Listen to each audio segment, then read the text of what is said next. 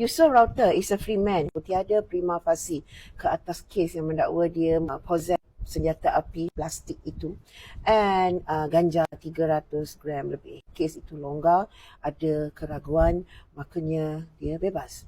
Jadi maknanya Yusof ini, what can we say? Deframe lah, isn't it? Tiada case against him. What possibility, what else can we say? It's just that he's been framed. Why dia deframe adalah to put him away for a long time. Because kalau dia dapati bersalah dengan ganja sebanyak itu, dia mungkin dapat seumur hidup. That's why dia pun berlapis. Kalau tak sangkut senjata api plastik itu, dia sangkut dekat ini. Kalau tak sangkut yang ini, dia sangkut. Nasib baik, kedua-duanya tak sangkut. Jadi kesianlah, hampir 10 bulan jugalah menghabiskan masa di Sungai Buloh. Maknanya niat, okey kita katakanlah, ni Sherlock Holmes lah pula ni kan.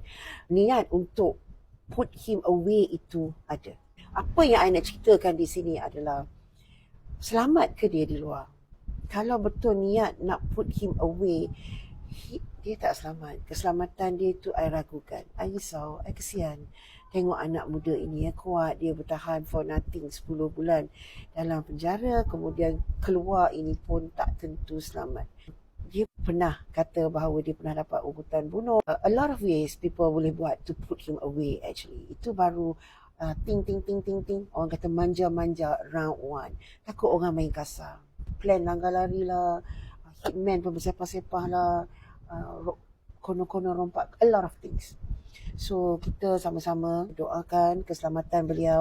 Dia ada bodyguard ke? Tak ada kan? Semoga Yusof berhati-hati.